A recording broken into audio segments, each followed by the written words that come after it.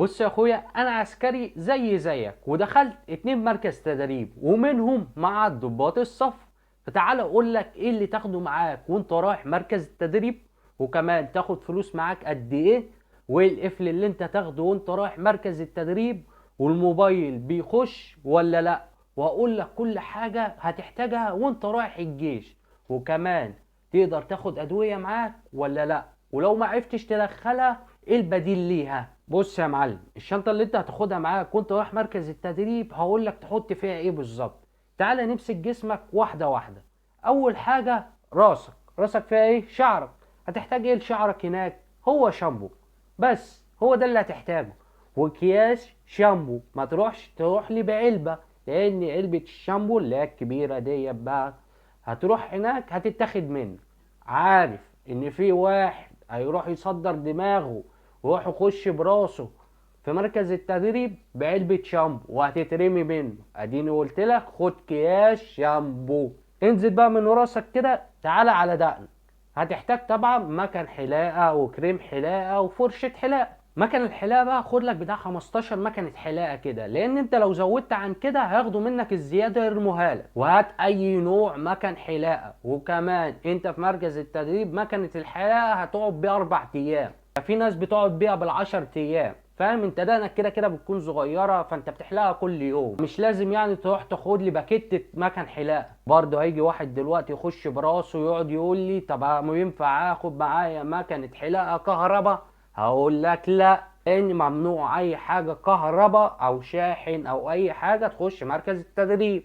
تمام؟ يبقى اللي هتاخده لدقنك ايه؟ مكن حلاقه وكريم حلاقه وفرشه اللي هتدعك بيها الكريم. طب هيجي واحد يقول لي دلوقتي طب ما اخد فوم احسن؟ اقول لك لا، مش بيدخلوا اي حاجه معدن مركز التدريب. هتقول لي طب ما في واحد صاحبي بيستخدم الفوم. هقول لك عادي، فلت منهم، مش كل مره هتصيب، يعني ما تضمنش اللي انت هتروح بيها هتخش بيها، لا هتتاخد منك وهتترمي. هتقول لي دلوقتي طب انا بحب الفوم وما بحبش كريم الحلاقه. هقول لك في حركه حلوه قوي ممكن تعملها.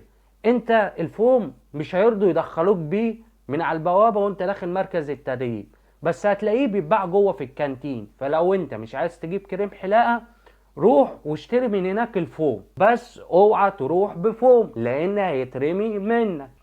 وكمان ما تنساش تجيب افتر فيس اللي هو تحطه بعد ما تحلق. تسيب الدقن، تعالى بقى على اسنانك. طبعا سنانك هتحتاج لها ايه؟ معجون سنان وفرشه، معجون سنان واحد وفرشه. تمام، خلصنا من الجمجمه اللي ما بتفهمش دي كلها. تعالى بقى ننزل على تحت ناحيه ايدك، ضوافرك. طبعا لازم تاخد قصافة معاك، لان هناك الظباط والصف ظباط هيكلموك على ضوافرك ودقنك. اهم حاجة بينبهوا عليها هناك النظافة الشخصية. بما ان احنا ناحية الايد فما تنساش مزيل العرق. طب مزيل العرق بقى ناخده البلية ولا اللي هو الاكس اللي بيترش؟ زي ما قلت لك على الفوم مفيش اي حاجة معدن بتخش، فطبعا مزيل العرق مع اي حاجة معدن مش بتخش. فخد لك مزيل عرق اللي هو البلية. ما تجيش برضو، عارف وانا بتكلم اهو، في ناس هتخش براسها بمركز التدريب بحاجات معدن. انا عارف دماغ المصريين دي. خلصنا من الجزء اللي فوق من جسمك، تعالى ننزل تحت ناحية رجلك بالظبط. هتحتاج لرجلك ايه؟ طبعا بودرة رجل، عشان العرق اللي بتعرقه في رجلك وانت لابس البيادة. وكمان خد معاك فرش طبي. تمام، خد معاك فرش طبي للمرة التالتة، خد معاك فرش طبي.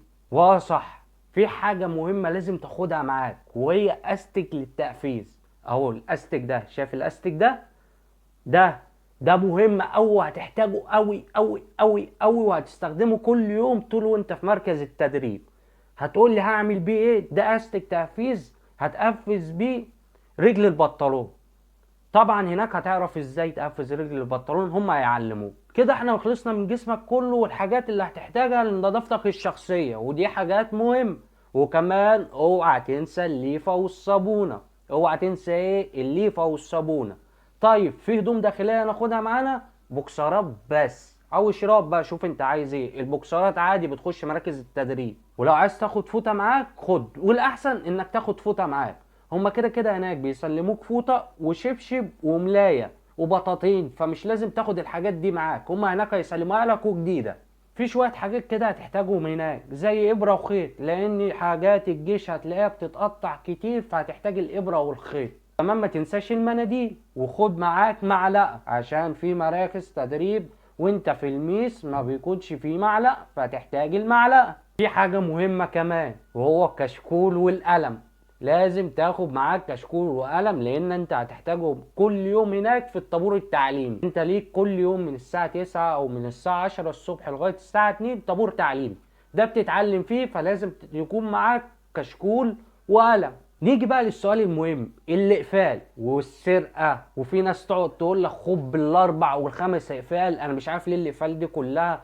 وفي اللي يقعد يقول انواع اقفال. اقول لك حاجه، كده كده كل انواع الاقفال بتتفتح في مركز التدريب عادي، سهله بتتفتح. بس اقول لك على نوع حلو ورخيص في نفس الوقت، وهو في قفل كده من تحت بيبقى على شكل صليب، الفتحه بتاعته والقفل نفسه.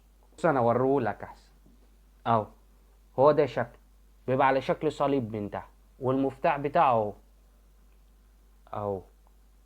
تمام. فده خده، هتلاقي في حدود 35 40 جنيه كده، حلو. وهتاخد لك كام واحد؟ هما اتنين بس، قفلين بس.